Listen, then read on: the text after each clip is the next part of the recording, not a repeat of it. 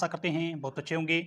दोस्तों, इस यूट्यूब परिवार के साथ मिलकर हमारी टीम भारत की जातियाँ, उनकी उत्पत्ति, उनके इतिहास और उनकी संस्कृति पर प्रतिदिन आपके साथ डिस्कस कर रहे हैं। जो भी दोस्त पहले से जुड़े हैं उन्हें तो मालूम है, जो पहली बार आज जुड़ रहे हैं दोस्तों, चैनल को सब्सक्राइब और बेल के प्रेस को नोट कर लें, क्योंकि इस यूट्यूब परिवार के साथ मिलकर हम प्रतिदिन वर्क कर रहे हैं आपके लिए, ताकि भारत की जो भी जातियां हैं उनमें उन जाति के जो लोग हैं उन तक ये वीडियो मैसेज पहुंचे। और प्लस में हम सभी भारतीय होने के नाते हमें सभी जातियों के बारे में बेसिक जानकारी होना जरूरी है। दोस्तों, आज के वीडियो में हम बात करेंगे मराठा जाति की जो प्राचीन टाइम में वर्ण व्यवस्था कैसी थी और मराठा जाति की कल्चर है, जो संस्कृति है, वो अन्य जातियों से किस प्रकार भिन्न है। इन सभी मुद्दों पर आज के वीडियो में हम आपके साथ डिस्कस करेंगे। दोस्तों, शुरू से लेकर आखिरी तक वीडियो देखें ताकि मराठा जाति की वर्ण व्यवस्था और कल्चर के बारे में आप संपूर्ण जानकारी प्राप्त कर सकें। दोस्तों, शुरू करते हैं आज के वीडियो को। आधुनिक मानव विज्ञानियों और इतिहासकारों के शोध से पता चला है कि मराठा जाति की उत्पत्ति शूद्र वर्ण के किसान परिवार के एकीकरण से हुई थी। मतलब दोस्तों, मराठा जाति की उत्पत्ति जो अलग अलग इतिहासकार हैं, अलग अलग मानव विज्ञानी हैं, उन्होंने अनुमान लगाया, उससे यह पता चला है कि शूद्र वर्ण के किसान परिवार के एकीकरण से मराठा जाति की उत्पत्ति हुई है।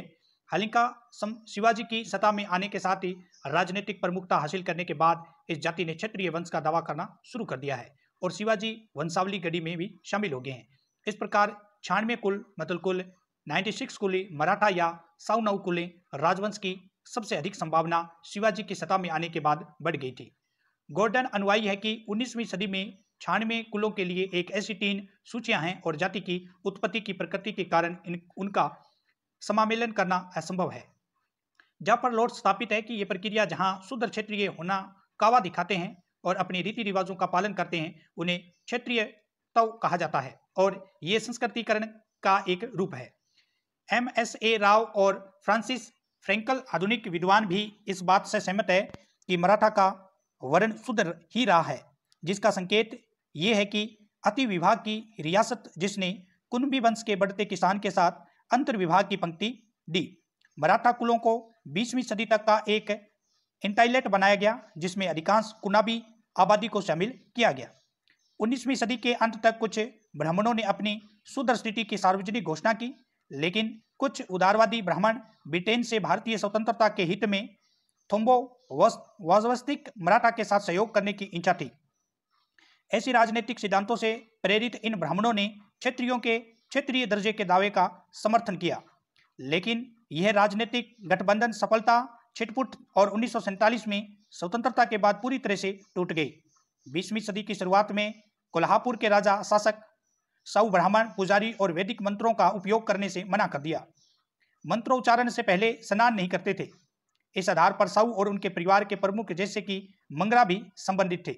शूद्र वर्ण के बारे में इस राय को महाराष्ट्र में ब्राह्मण परिषदों का समर्थन दिया गया और वह तब भी अपने राय में शामिल रहे जब उन्होंने ब्राह्मणों को भूमि और संपत्ति के नुकसान की धमकी दी गई थी। इसके रहते साउ ने आर्य समाज और सत्यशोधक समाज का समर्थन किया और उनके साथ ही नागालैंड समुदाय के अधिकार के लिए अभियान चलाया। वह जल्द ही गैर ब्राह्मण आंदोलन के नेता बन गए और मराठों को अपने बैनर तले एकजुट किया। एक प्रमुख मराठा जाति संगठन संभाजी ब्रिगेड भारतीय स्वतंत्रता से पहले एक साक्षात्कार में के नेता गायक चौधरी ने कहा कि पिछड़ा वर्ग के विद्वानों ने मराठों सहित शूद्रों के परिवार को ऊपर उठाया था। मराठा जाति में उच्च जाति के आदिवासी कौ नियम मया पवित्र धुआं महोत्सव नहीं होता है। हालांकि धार्मिक स्थिति के बावजूद मराठों के पास महत्वपूर्ण राजनीतिक शक्ति है।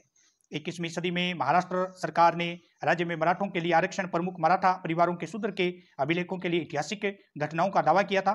इसके अतिरिक्त नवंबर 2018 में एक स्वतंत्र आयोग की एक रिपोर्ट ने निष्कर्ष निकाला कि नाटक सुटेज स्टोर्टअप सामाजिक है और आर्थिक रूप से एक प्रारंभिक समुदाय है।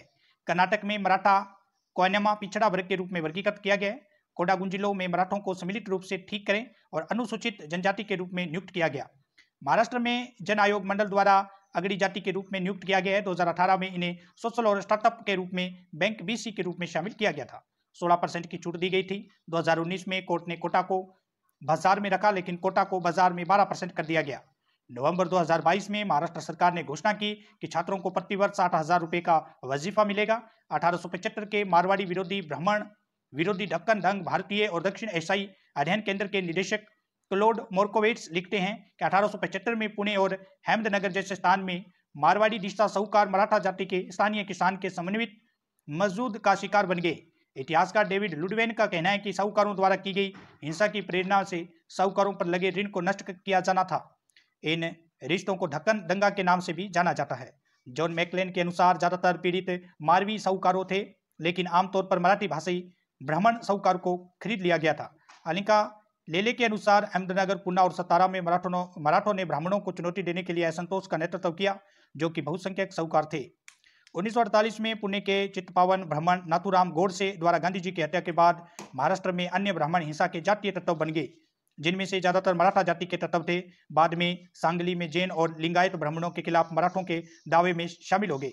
हजारों उद्यमों और घरों को भी आग लगा दी गई। इन दावों के बीच पीड़ितों की घटनाओं भी सामने आई। अकेले पहले दिन बॉम्बे में पुर्तगाल की संख्या 15 और पुणे में 50 थी। एक विद्वान ने कहा कि यह विश्वास करना बहुत कठिन होगा कि मराठों की ओर से गांधी जी के प्रति गहन प्रेरणा का कारण बना। डोनाल्ड रोस्थेले का मानना है कि हिंसा का कारण वह ऐतिहासिक भेदभाव और अपमान था, जो कि मराठा समुदाय को उनकी जाति की स्थिति के कारण झेलना पड़ा था।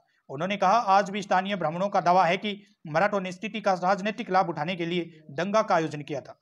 अकेले सतारा में आधिकारिक रिपोर्ट बताया गया कि लगभग 300 में लगभग 1000 घर दिए गए। वहां क्रूर नृशंस हत्याएं भी गायब है। उदाहरण के लिए एक परिवार का अपमान गोडसे था, उसके 3 पुरुष सदस्यों की हत्या कर दी गई थी। ब्राह्मणों को गंभीर शारीरिक हिंसा के साथ साथ आर्थिक हिंसा के रूप में भी सामना करना पड़ा।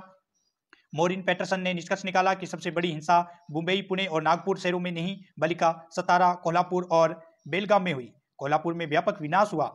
सदी की शुरुआत में कोल्हापुर के ने भारतीय स्वतंत्रता संग्राम के खिलाफ ब्रिटिश सेना ने सक्रिय रूप से सहयोग किया था, जिसका नेतृत्व उन्होंने बाल गंगाधर तिलक जैसे चित्पावन ब्राह्मणों के नेतृत्व में किया। साहू ब्राह्मण विरोधी आंदोलन में भी सक्रिय रूप से शामिल थे। 1948 की मानसिक विकार के दौरान सांगली में स्थानीय जैन और लिंगायत सामुदायिक ब्राह्मणों के खिलाफ हमले में मराठों को शामिल किया गया। यहाँ विशेष रूप से चित्पावन ब्राह्मणों के मालिकाना हक वाली दुकान को नष्ट कर दिया गया। इस घटना का कारण मार्च 1948 तक थापटे धर्म मामों का बॉम्बे प्रांत में एकीकरण हो गया और वर्ली बॉडी चाल हिंसा मुंबई के वर्ली आंतरिक उपनगर में बॉडी चॉकलेट स्टैंड्स का एक केंद्र है, जो 1920 के दशक में फैब्रिक मिलों द्वारा निर्मित किया गया था। 1970 के दशक में दलित पैंथर आंदोलन के चरम पर चोल की प्रमुख आबादी और 20वीं विषम इमारतों में रहने वाले वोलेनाव बोदो बीच की लड़ाई के परिणाम स्वरूप बड़े पैमाने पर दंगे हुए। 1970 से 1990 के दशक तक ये जारी रहे। संभाजी ब्रिगेड मराठा सेवा संघ एक मराठा जाति संगठन की एक शाखा है।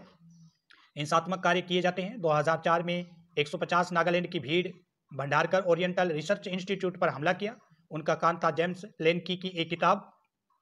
पूरा लेख में ऐतिहासिक दस्तावेज नष्ट हो गए। अनुमान लगाया गया कि 1.25 करोड़ रुपए का नुकसान हुआ है।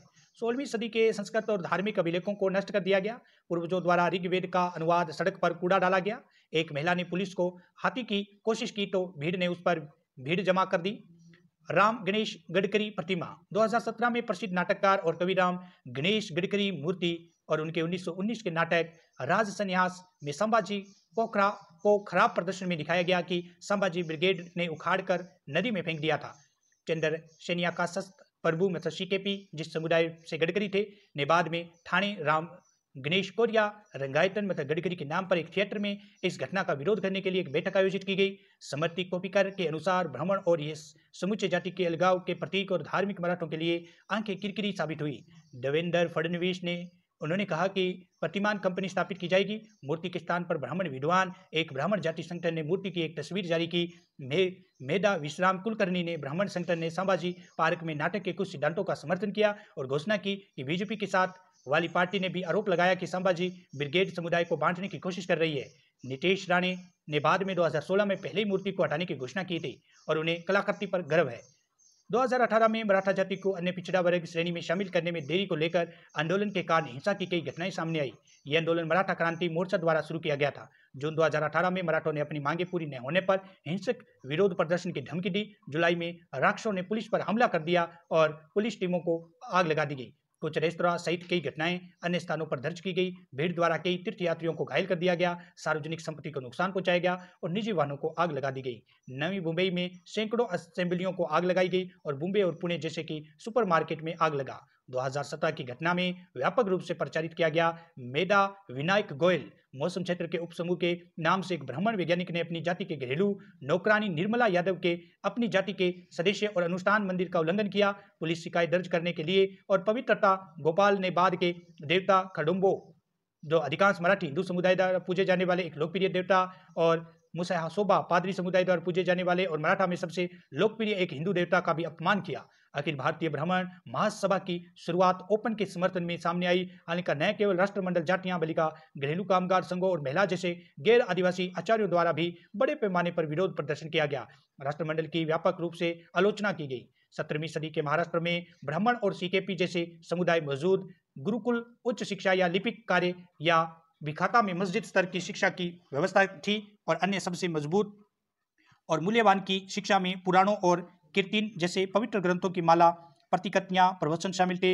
हालांकि शिक्षा की कमी के बावजूद मराठा जाति ने यादवों और बाद में मुस्लिम सल्तनतों की सेना में सेवा की। अपनी लंबी परंपरा के कारण अच्छे सैनिक और कमांडरों को जन्म हुआ। उदाहरण के लिए स्टीवर्ट गॉर्डन का गठन किया गया।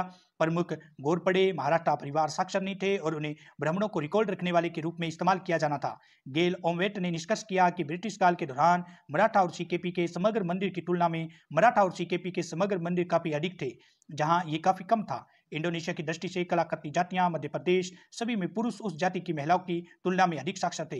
महिला बांसुरी साथ की अंग्रेजी बांसुरी ने तट के बीच समान चित्र दिखाए हैं। मोनिका वेद के अनुसार 1920 के दशक के एक भंडारी लेखक ने कहा था कि मराठा की शिक्षा की कमी के लिए ब्राह्मण धर्मगुरु नहीं है, जैसा कि प्रभु सारस्वत सीकेपीजे वैश्वीकरण के लिए शिक्षा की आवश्यकता को दर्शाया गया है। इन समुदायों को ब्राह्मणों द्वारा संगठित किया गया, शेष लोगों को शिक्षा दी गई। यह तर्क दिया गया कि यदि प्रत्येक समुदाय अपने स्वयं के विकास के लिए प्रयास करता है तो जातीयता की आवश्यकता नहीं होती। सादियान और अन्य महाराष्ट्रीय पोर्टफोलियो जैसे कुनबी, माली, महार आदि की तरह मराठा समुदाय में एक व्यक्ति का नाम मामा की बेटी से विवाह आम है। एक गरीब कुनबी की बेटी हमेशा के लिए एक गरीब कुनबी से शादी कर सकती है। मानव विज्ञानी डोनाल्ड एटवुड अहमदनगर के कार्यकर्ताओं के उदाहरण देते हुए कहा कि ये प्रवृत्ति हाल के दिनों में जारी है, जिसमें बताया गया है कि सामाजिक व्यवस्था तरल और लचीली है। राजनीतिक रूप से प्रभावशाली जाति के रिश्ते मराठा दहेज सामाजिक हितों से आगे नहीं बढ़े। दहेज का सामना नापसंद और वास्तविक या चल संपत्ति जो दुल्हन के परिवार को महत्व देती है उसके माता पिता या उसके रिश्तेदार को भी देते हैं। विवाह की एक शर्त के रूप में मराठा समुदाय के 80% लोग किसान हैं। ऐसे मामले सामने आए हैं जहां मराठा समुदाय के किसानों ने अपनी बेटी की शादी के लिए अपनी जमीन बेचनी शुरू कर दी। गरीब मराठा परिवार का औसतन मूल्य कम आय है और गरीब मराठा परिवार का पिछले 10 वर्षों में 2 गुना हो गया है। एक सदस्य ने कहा है कि दूल्हे की मंडी के आधार पर 7 लाख रुपए से 50 लाख रुपए तक का खर्च होता है। निम्न मध्यम वर्ग के मराठा को भी अक्सर 7 लाख रुपए से 10 लाख रुपए तक का खर्चा उठाना पड़ता है।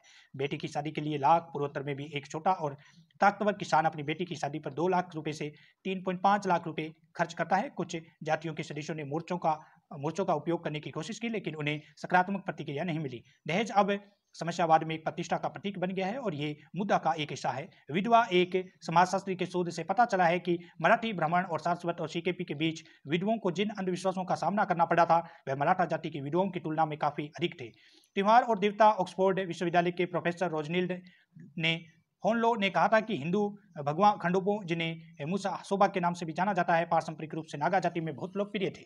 उन्होंने 16वीं सदी में मराठों की महसोबा की प्रति भक्ति के बारे में इस प्रकार बताया है कि मराठा नेताओं ने कहा कि छत्रपति शिवाजी सामुदायिक पूजा की जाती है, जबकि समाज के विभिन्न वर्गों द्वारा उन्हें उच्च सम्मान दिया जाता है। शिवाजी जयंती, उनका जन्मदिवस, लोक नृत्य, राणा नाटक पूजा के साथ मान लिया जाता है। तारीख को लेकर कुछ विवाद था, लेकिन अब ये 19 फरवरी को मनाया जाता है। इससे पहले क्षत्रिय मराठी राजनीतिक दल शिवसेना और महाराष्ट्र नवनिर्माण सेना इसे हिंदू कैलेंडर फाल्गुन वद तृतीया, फाल्गुन माह का तीसरा दिन के अनुसार्थियों के अनुसार मनाया जाता है, जबकि राज्य सरकार ने इसे ग्रेगोरियन कैलेंडर के अनुसार मनाया जाता है 19 फरवरी को।